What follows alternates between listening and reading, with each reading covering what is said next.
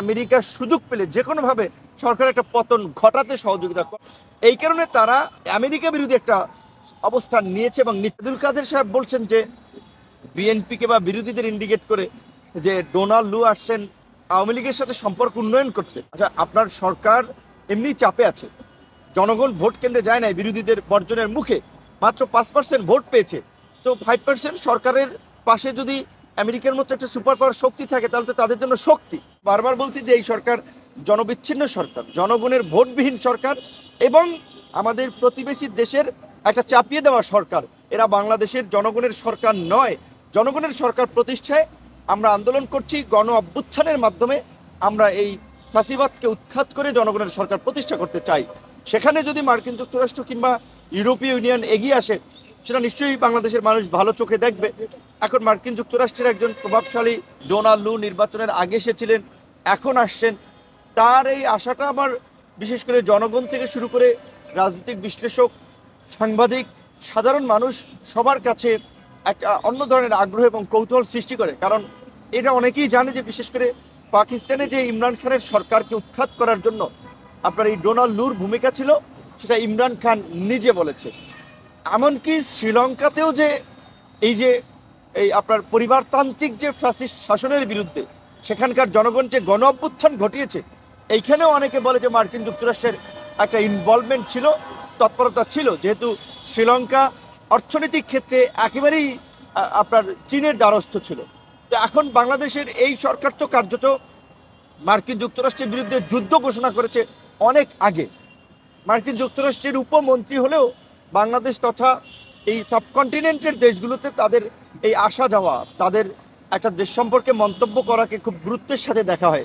কিন্তু আমরা দেখেছি যে এই সরকার এতটা উন্মাদ এবং এতটা বেপরোয়া নিজের নাগরিকদের সাথে আচরণ করছে, এটা আন্তর্জাতিকভাবেও সেই বেপরোয়া এবং উন্মাদের মতো আচরণ করছে যে মার্কিন যুক্তরাষ্ট্রের আপনার এই উপমন্ত্রীদেরকে 2 টাকার মন্ত্রী বলেছে।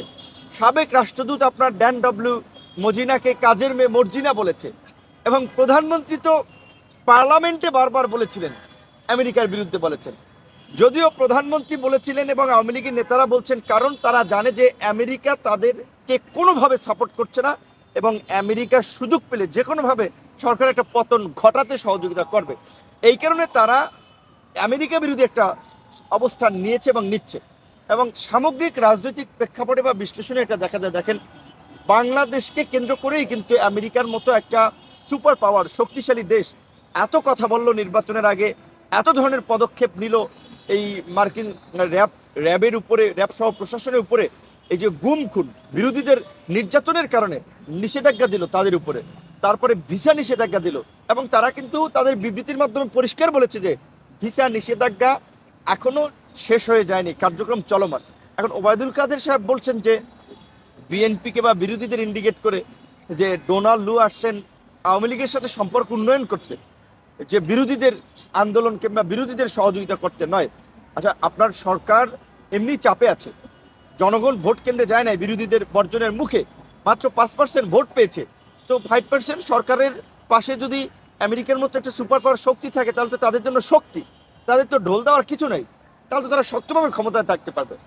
মন্দিরে কে আমি কলা খাই না, জিজ্ঞাসা করার সাথে সাথেই আগে বলে দিয়েছে কলা খায়, যে আমি কলা খাই না। এখন ওবায়দুল কাদের সাহেব হয়তো আগেই ভয়ভীতি আতঙ্ক থেকে তিনি আগেই একটা জনগণকে বিভ্রান্ত করা কিংবা নেতাকর্মীদেরকে একটু সাহসী করে তোলা যে না আমেরিকা আমাদের সাথে আছে, তো এই ধরনের কথাবার্তা বলছেন। কিন্তু আমার মনে হচ্ছে যে আমেরিকা এই সরকারকে কোনোভাবেই ক্ষমা করবে না। যেটা বলে যে আমেরিকার সাথে যা সরকার করেছে তাতে তাদের বলা চলে এই সরকারের আচরণের কারণে, মন্ত্রীদের আচরণকে নিয়ে আমেরিকা এটা খুব ভালোভাবে নিয়েছে।